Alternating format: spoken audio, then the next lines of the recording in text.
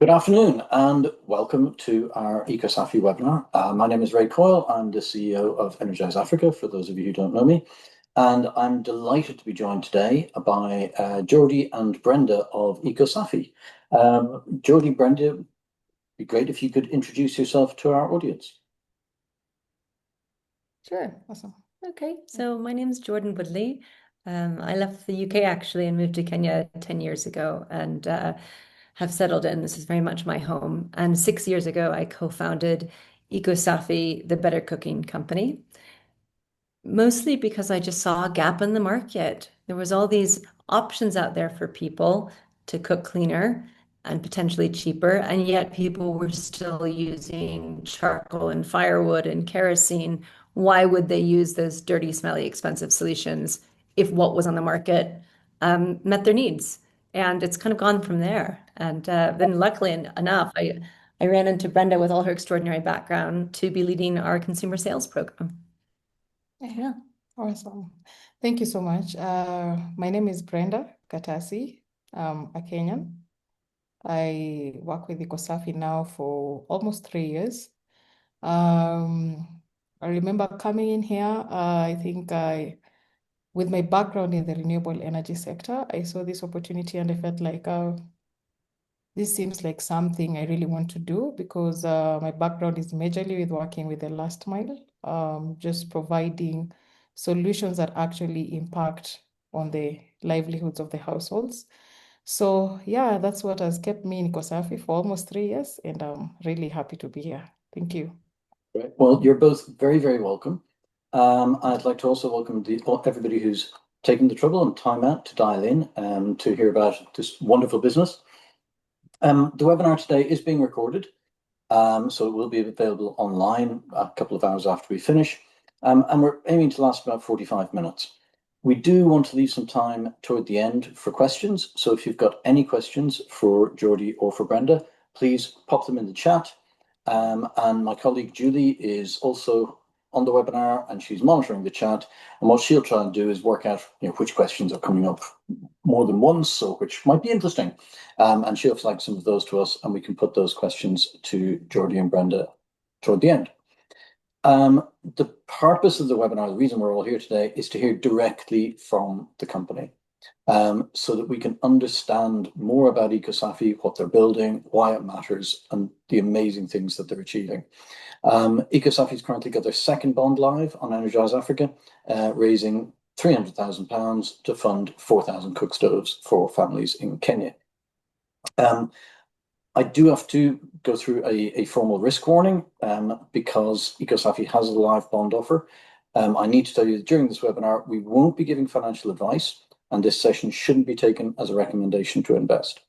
Don't invest unless you're prepared to lose all the money you do invest, and this is a high-risk investment that you're unlikely to be protected if something goes wrong. We'll share a full link to the offer document in the follow-up email, and we'd encourage you to read that carefully before you make any investment decision. So back to Jordy and Brenda. On Energize Africa, we love a business that solves a problem. So I think what a really good starting point for people to understand Ecosafi and what it does is to look at the problem that you're helping to address. So there are millions of families across Kenya relying on charcoal for everyday cooking, as you mentioned, Jordy, just a moment ago.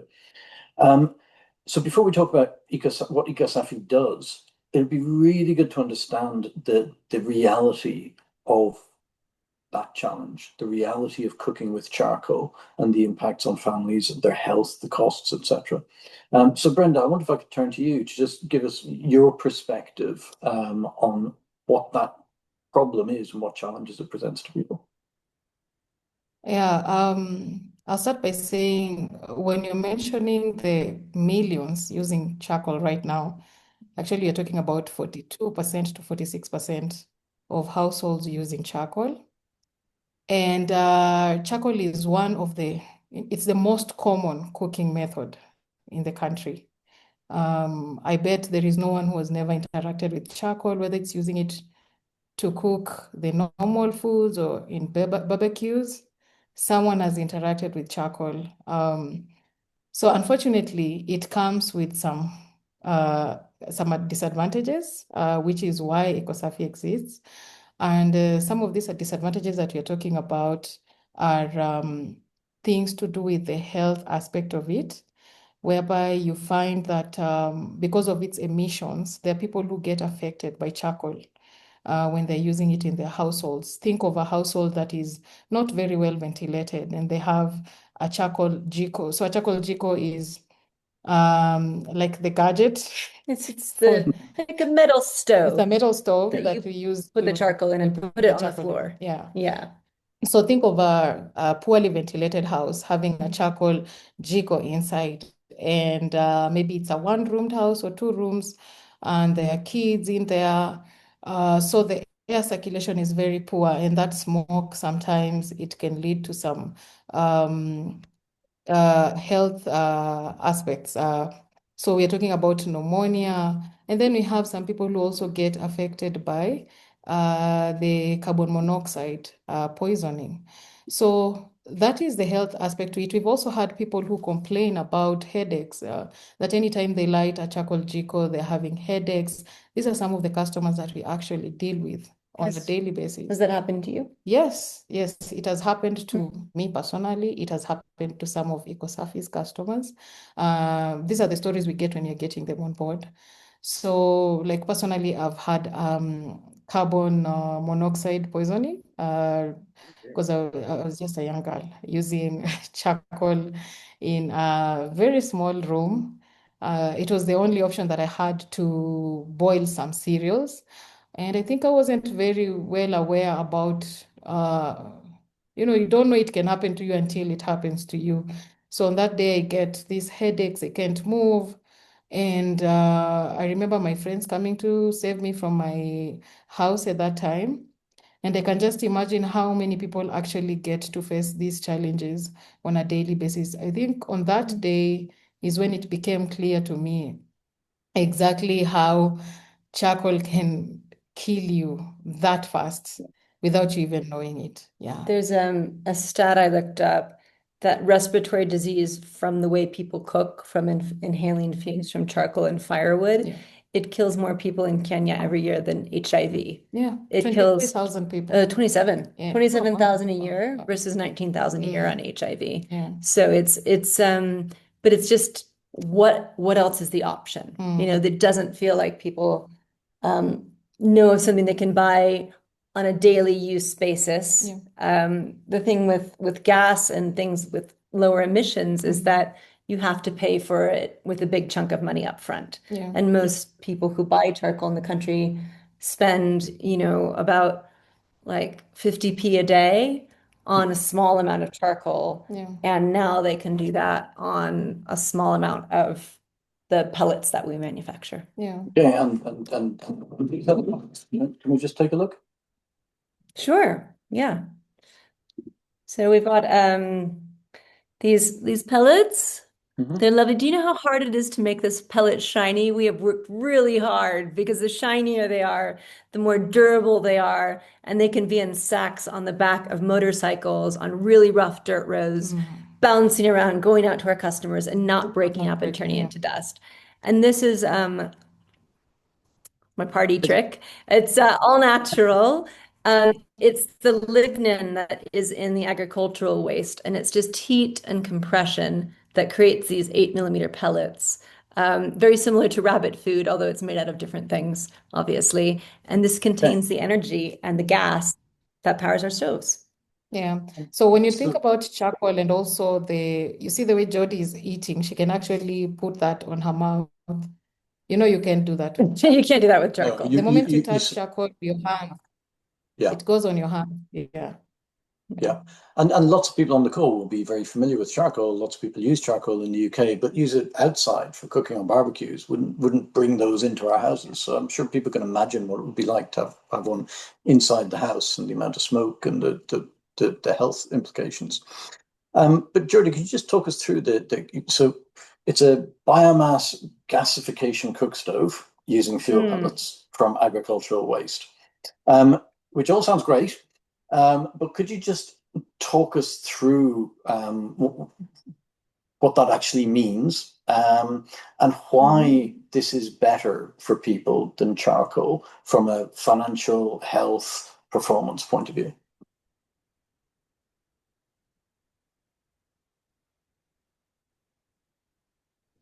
Sure. Well, I've got one right here. Yeah, in my office here in the eastern part of Nairobi, the better stove. And when we started the business, we started with a different type of pellet stove made by another company because we wanted to prove the product market fit, make sure the pricing made sense, the delivery model made sense, that we could always make the fuel accessible to customers. And we noticed that the other stoves burned too hot or didn't burn long enough or had these challenges that meant you couldn't cook all of the dishes you like to cook on one device. And so we took all that customer feedback and several years and a lot of research and development, and we created this better stove. And the idea behind gasification cooking is that you put the pellets, the amount you want to cook, maybe that's just morning tea, or maybe cereals here means like beans and lentils. It means like hard legumes rather than like cornflakes. So you put your pellets in there to the amount that you want, and you squeeze a little bit of something that is an accelerant, like you have your barbecue at home.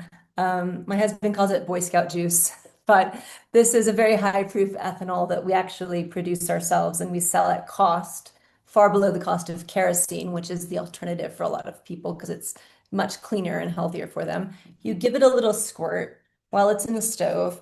I was dissuaded from lighting this on fire on the actual call, so sorry about that. But and you throw a match in, and then you turn on our stove.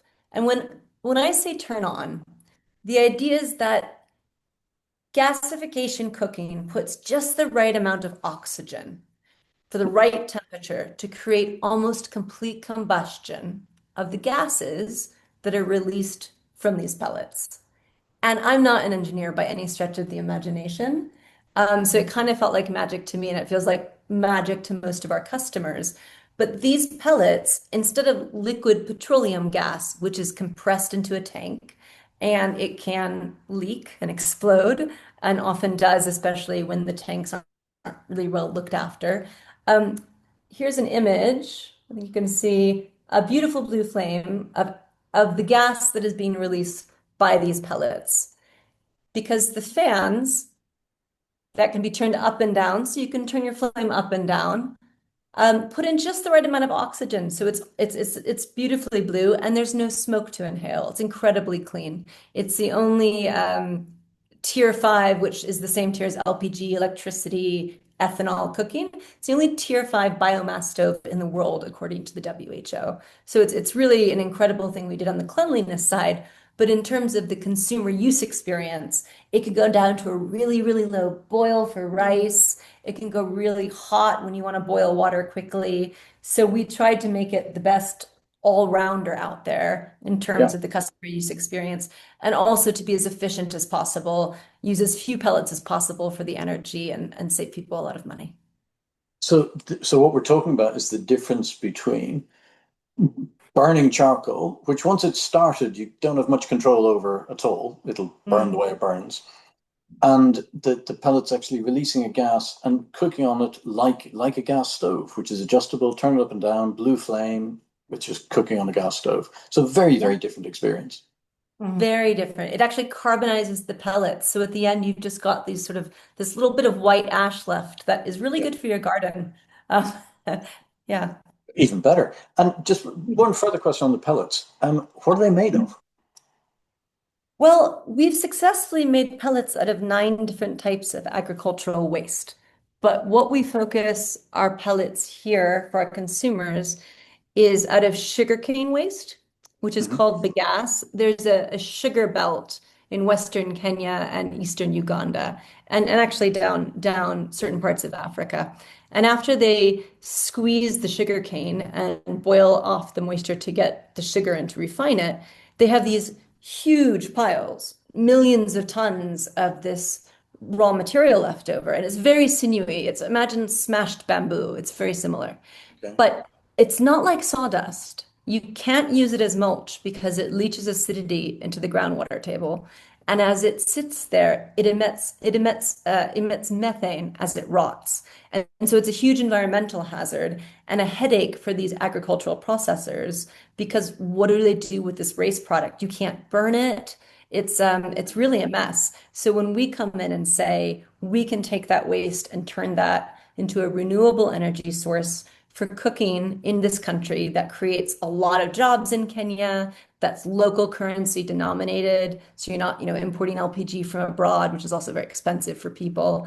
And it's a very sort of circular economy play. So as much as we save people money, we help their health, we keep them from not cutting down so many trees, we vastly lower the carbon emissions. There's also a whole new local industry that's created through our 2 pellet factories that we have here in Western Kenya.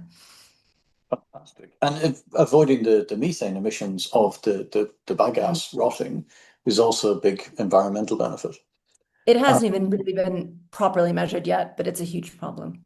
Yeah. The stove is obviously much more advanced than many of the kind of G code that you would typically see, and clearly a lot more expensive to manufacture. So there's a lot more technology in here, fans and all the development costs, etc. But you're supplying these to families with no upfront cost. So Brenda, how does that work? How can you effectively give away something that is clearly quite expensive? Yeah, something that good. Yeah, exactly. So, first of all, it does not help us as a company if we have the product and it's not in customers' hands. So yeah, we could have decided to sell it, but then how many people would it have impacted? I mean, probably as you're saying, what if the cost is that high? So our goal is to get people to use us as soon as possible. When you look at the effects of charcoal, I mean, the sooner we can get everyone transitioning to clean energy, the better for us. I mean, to just avoid the health issues that women and children are facing every other day. So we look at our stove as a means to get us there. And the product that actually generates revenue for us is our pellets. So that means our customers having the stove and getting to use the pellets, then we are able to be sustainable as a business. Think about the Coca-Cola business model. So Coca-Cola, you see in any shop like in Kenya that sells Coca-Cola products, that is the Fantas and all those drinks, they always have a Coca-Cola fridge. But then a refrigerator. Yes. And they have that a in the refrigerator, UK too. Yes. In Oh, shops okay. and restaurants, the branded refrigerators, Yeah, right? yeah. Yeah. So somebody who does not understand that model would think that Coca-Cola is in the business of selling refrigerators, but they don't actually sell it.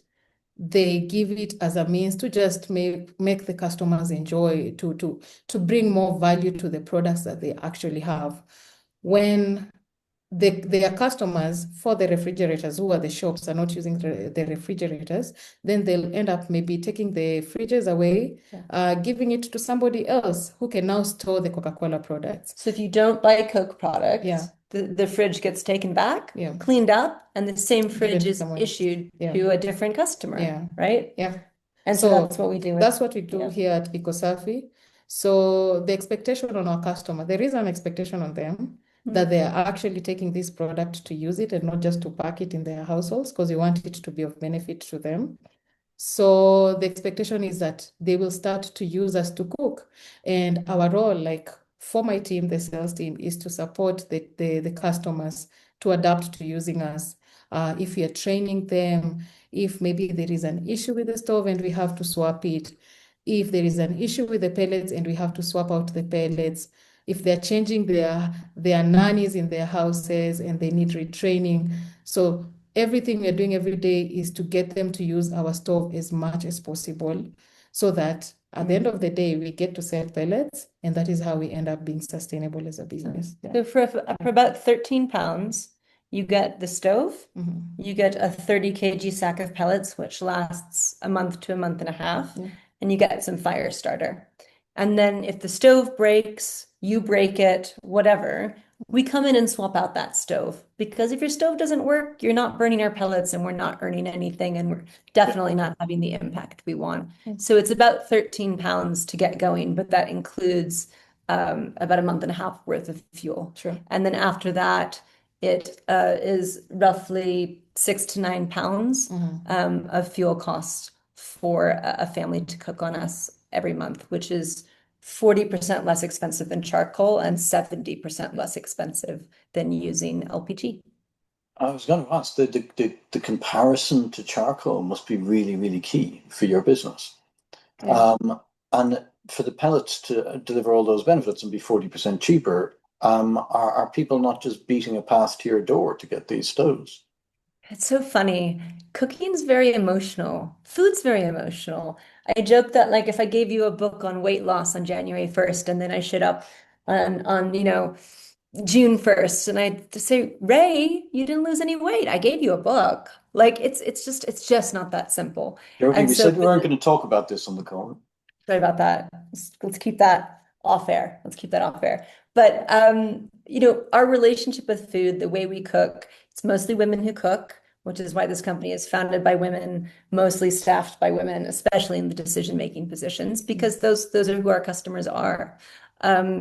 But we have a very emotional relationship with the way we prepare food and the types of dishes we make. So a lot of Brenda's team, like you light the stove, we have no problem finding customers for the stoves. If you could lend us $100 million tomorrow, I will buy a lot of stoves and I will find customers. I mean, yes, they are beating a path to our door. Yeah. But what happens in the next few weeks? What happens when they cooked their rice too hot because they're not used to what the dial speeds mean? And it burned their rice and it wasted money that they spent on food, and they get embarrassed and they set it aside. All of that is a behavioral change training that is not usually included in the cook stove space. And traditionally in clean cooking, it's here, I gave you a clean stove. You should know what to do with it. My job's done, and I'm going to now claim lots of impact. But actually, we are very vigilant about measuring the usage of that stove and therefore measuring the impact. But it's in our interest as a company, both financially and for impact, that someone actually adopts and uses it and we track it. So the energy goes into not recruiting customers and marketing campaigns. In fact, we're all word of mouth and referral. Sure. But a little bit of social media, Yeah. but mostly word of mouth and referral. Referrals, yeah. Yeah, but we have the 60-day onboarding process where we call them on day 3, we visit them on day 7. Yeah. We have different text messages that go out. We have the local dealers that carry our pellets, who are also mostly women, and it puts money into their community. They are incentivized for people to adopt. They get bonuses for that because we really want to help. It's kind of like, again, to go back to weight loss, but because it's related to food, it's like going to a weight loss support group. We're like the cooking technology, support group to change the way to go from an old button phone, which is like a charcoal stove, to an iPhone, and to figure out how to use it and how to accomplish what you need on an incredibly modern, efficient device. But it does take some support from our team to learn how to use it. Eventually, this is really key. As we look to be very deep in communities. We don't go too wide. We want everyone in your neighborhood to be using our stove because it's self-reinforcing. And then they all sort of teach each other and answer each other's questions. So that's another very key strategy that we have in our distribution. And this is one of the aspects of this business I find really fascinating. There's a lot about Ecosafi that's really fascinating, but one thing I think it'd be really good for people to understand is that network. So you start with a whole pile of pellets in the factory out by the sugarcane plant, and you start with a whole pile of stoves in your distribution warehouse in Nairobi. But then what are the stages and who's involved in the journey from there to somebody actually cooking on the stove? Oh gosh. Well, we have our manufacturing side. retrieved the raw material from the factory that processed it, the sugar mill. We have drying fields, mostly staffed by women, that air dry to get it down to about 15% moisture. It comes off the pile at about 50% moisture. We also put it through a rotary drum dryer. We chop it up, and then we put it into the machine that compresses it. It comes out kind of like spaghetti. And then we have certain lengths that we can chop it at. And then that goes into the bagging machine, onto a truck. It goes to different distribution hubs. We have one in the Northwest. We have one down near Nairobi. And then from those distribution hubs, it goes into Brenda's world, which is the super dealers and dealers do the distribution and the last mile sales to the consumers. Yeah. So in reaching the last mile, after we receive it at our hubs, we do have people we call super dealers. Super dealers are people who are embedded in the community. They can easily access the last mile, who are the people we're trying to reach. So these super dealers, they serve as storage locations for our pellets and our stoves. And they're the people that the community members can go to get information about the pellets, to get onboarded as customers for Ecosafi. When they have issues to do with their stores or pellets, they can easily walk to these super dealers. So they're like the face of Ecosafi in the community. And they are working every other day out to just attend to customers who are around them. So we map them out up to like a 4 kilometers radius around the super dealer. So they're able to just keep onboarding people in that market around them. And then once we find a need for another super dealer, we now pop up another one. Density is really So important. we're working on a density model. And these super dealers, like Jordy said, they're mostly women. We are sort of providing a job opportunity for them. Absolutely. So we look at what they're able to earn every other day by working with Ecosafi, and they are good influencers in the community for adoption. So that is how we do that. And also when the customers are not using the stove, let's say you said you're going to use it every other day, and maybe it's not working for you. They're also the people who we use to go back to these customers. They renegotiate with them based on the user agreement that this customer signed. And if they're well aligned, the super dealer gets back the stove and they go and put it in another customer's hands. So the goal is to ensure the asset is always in use and it's always burning pellets. Yeah. And that's also creating lots of local employment and presumably also getting you lots of feedback from the users and from the community so that you can develop the product. Yeah. And another interesting aspect of this business, Jordy, I just want to come to you on is carbon credits. So the Ecosafi cook stove is the first to be awarded gold standard metered clean cooking carbon credits. Just for the investors on the line, can you just explain what that means? Well, firstly, I think any skepticism around carbon credits is extremely well earned. We have a model in which our revenues are 65% based on pellet margins and 35% based on carbon credits. It plays a role because it's a forward offtake agreement with a buyer of carbon credits that can be financed and help us expand and grow our business more quickly. So I see it as a type of financing instrument, not an income stream. We like to joke that pellets keep the lights on. Pellets pay our salaries, but carbon credits help us accelerate by buying more stoves because we can forward finance that capital expenditure and it can be secured by those carbon credits. But if you're going to go the carbon credit route, you want to go the highest quality, the best integrity, nothing dodgy, nothing questionable. So the fact that we ask every single customer, what did you use before us?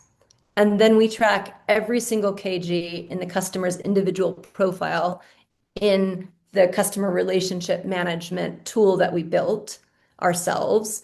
And so, I know that Ray used 50 kgs of charcoal a month before he became our customer. And now he buys 25 kgs of pellets every month from us. And that represents about 90% of Ray's cooking energy, just because you know how much energy the charcoal puts out, you know how much energy the pellets put out. And I know literally what I am displacing. And I am not making any assumptions. I'm not saying I gave Ray a stove and the national baseline of the UK for cooking is this, and Ray will 100% adopt us, and it will displace this baseline and this many tons of CO2. And so please pay me for that now. That's the traditional cook stove model for carbon, which just doesn't make a lot of sense to us, especially because we can track everything. So we worked with the gold standard, which is one of the verification bureaus for carbon.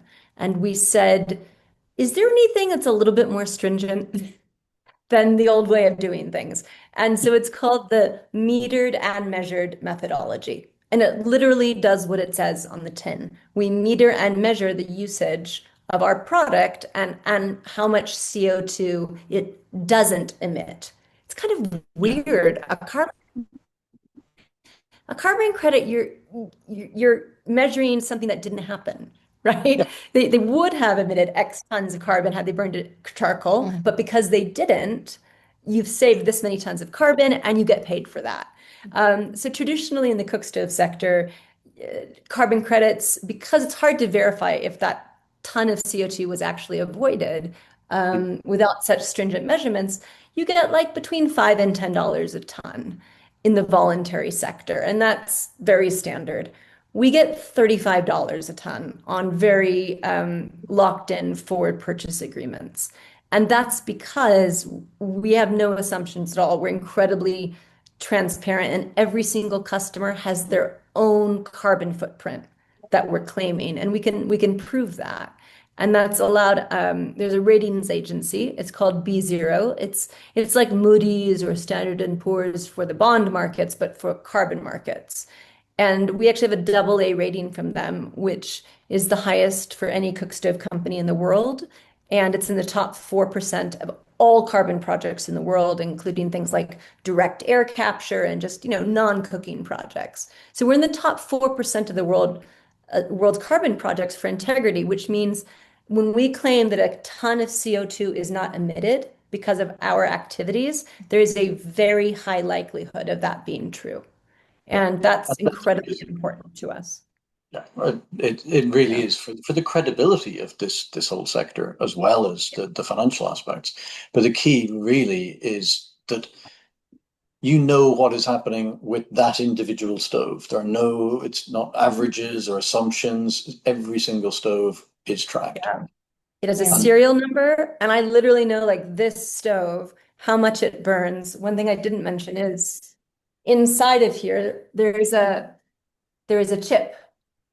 There is a chip, and it is actually monitoring every time we turn on this stove and how long it burns for and for how many minutes at what temperature. So we know how many grams of pellets we burn per minute in the lifetime of that whole stove. And so it's all really, that's why, we're so incentivized to make sure that the stoves that this bond is funding are actually out there burning and displacing and making the impact, because we don't have a business. We don't make any money if the stove is just sitting there idle. And no one on this call wants to fund a stove that's going to sit there and not be used. Absolutely. And the bond offer that's live at the moment is the second bond. There was already a first bond raised of 300,000. Can you tell us what the capital from that bond was used for and what it's delivering in terms of households, numbers of stoves, etc.? Yeah, what we decided to do is break up the bond so that we could start some stove orders as quickly as possible. It does take a while to raise the bond on the website.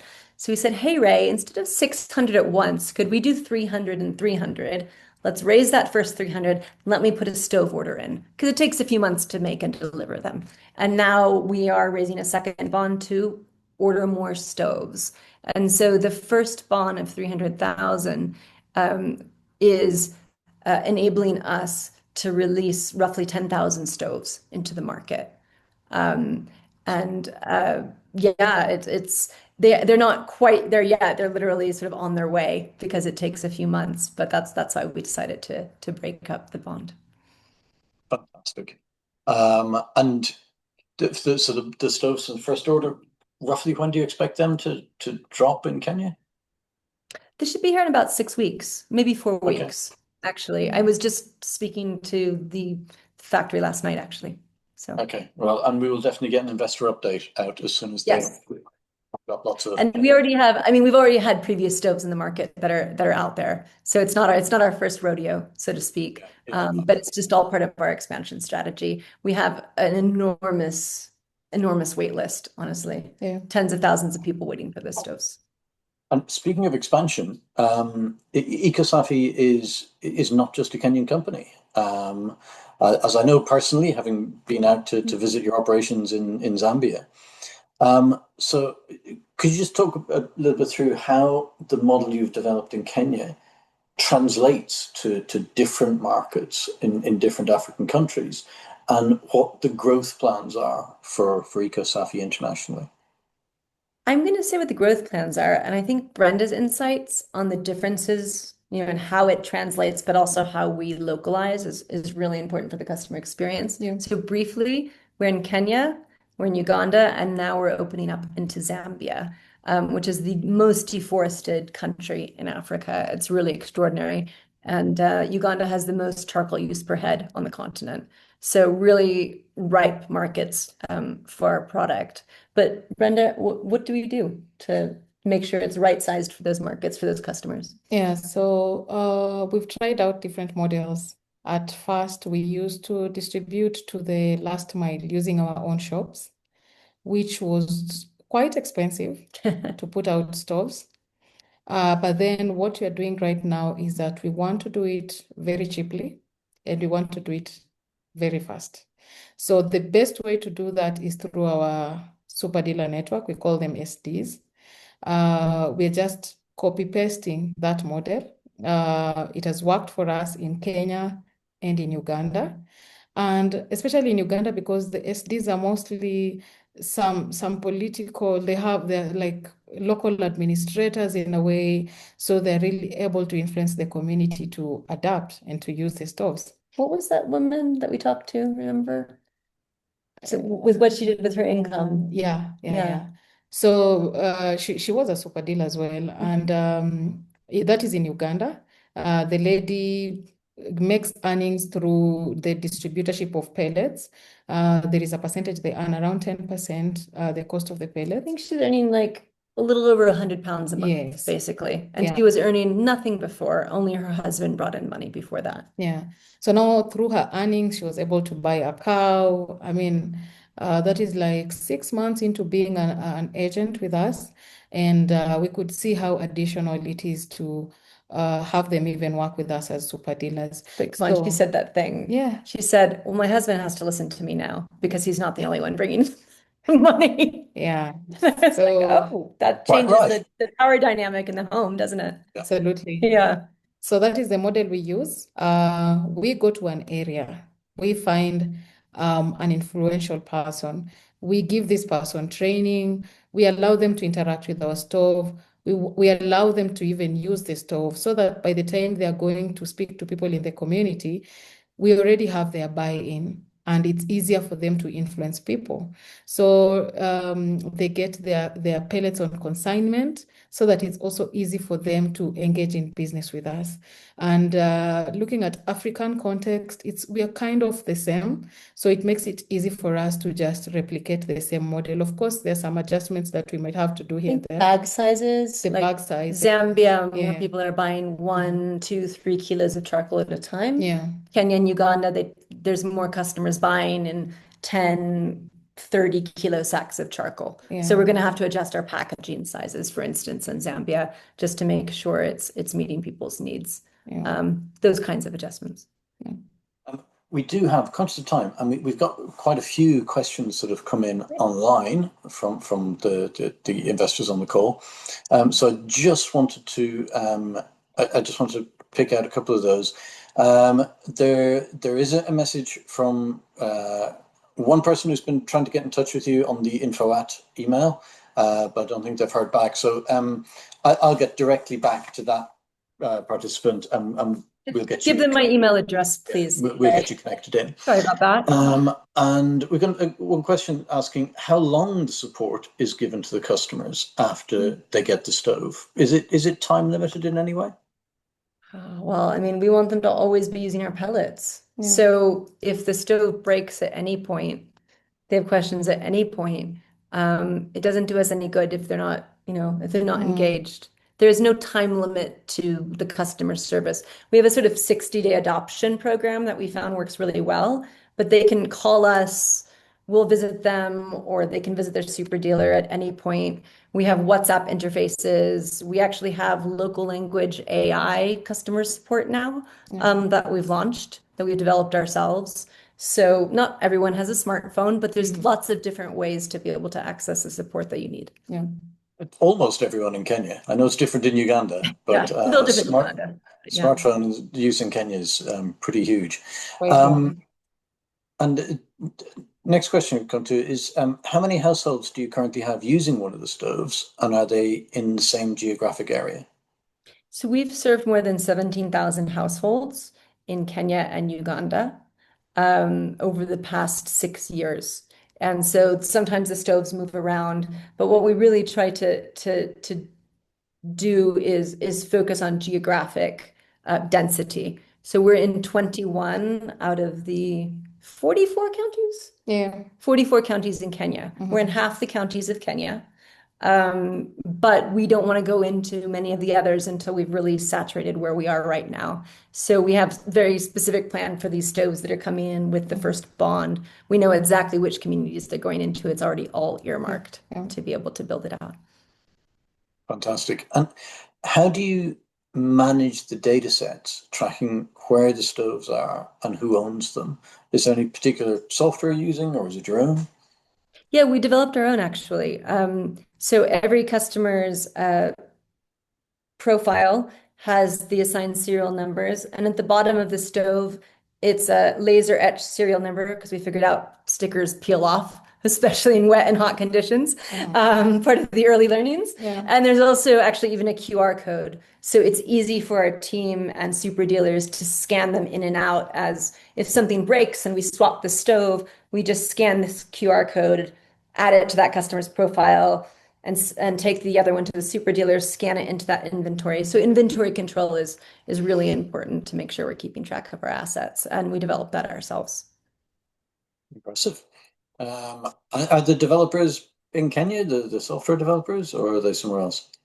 You know, when you hear like AI is going to take everybody's jobs, it's kind of happening on the developer space. It's extraordinary what we've been able to leverage. So we have actually a chief information officer.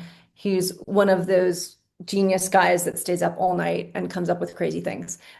So he's been working with us from the very beginning. He actually lives in America, but he works Kenyan hours. And then he has a team in Kenya. So he hosts the data in multiple locations for backup. And he has a Kenyan team that really sense checks the type of technology that we're really seeing to make sure it's user-friendly for our team using it, for our customers. But yeah, Brian's been our chief data officer from the beginning. Yeah. Great. And final question just come to is somebody's asked, what are the traditional foods being cooked in families in your area, please? Are there foods that cannot be cooked on this? Because the participant gathers that in different countries that sometimes people keep using traditional methods alongside their clean cook stove if there are different meals that they want to cook in different ways. What's your experience of that? Actually, that is one of the barriers to adoption. That the fact that people are conditioned to think when food is cooked, like in Uganda, when matoke, which is bananas, when they are cooked on charcoal, then they believe they tend to taste sweeter. Yeah. So, like in Kenya, our staple foods, we have ugali, which is made polenta. Yeah. Polenta. Yeah, Okay. like a polenta stew. Yeah. Yeah. So we have some foods that people believe should be cooked, or they've been conditioned to think can only be cooked on certain fuels. So part of the adoption support is to show customers how to use our stove to cook different meals. We go in the kitchen sometimes, we do the test ourselves. We cook the githeri, we cook the meat, we cook all these different types of foods.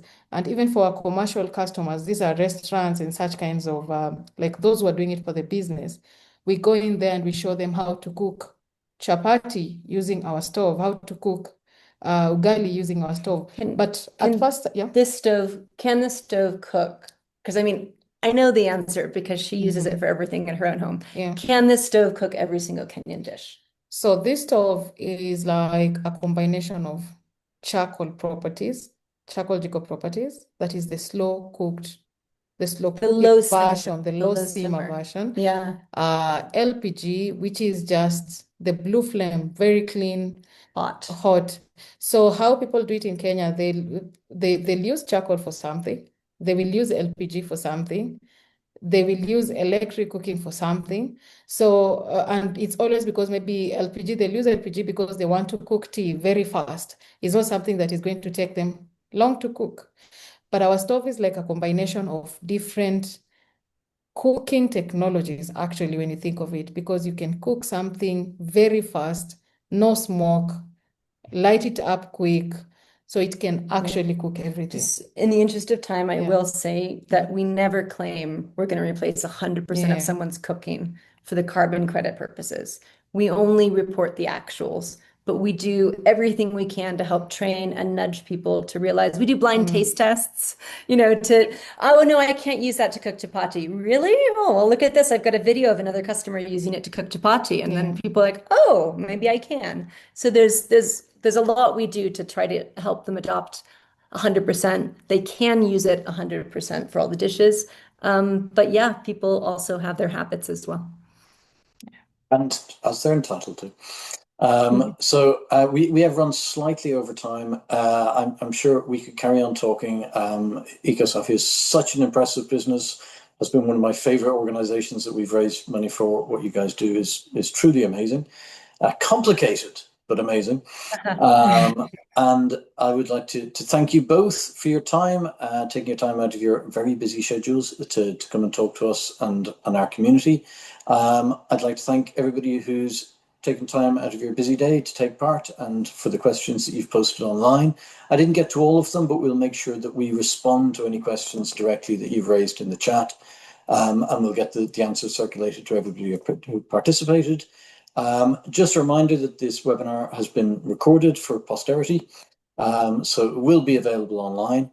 And I would encourage everybody who's attended, if you haven't already invested in Ecosafi, to go to our website, look at the full offer document, which contains a lot more information than we're able to get through today in 45 minutes, and read through that before you make any decision.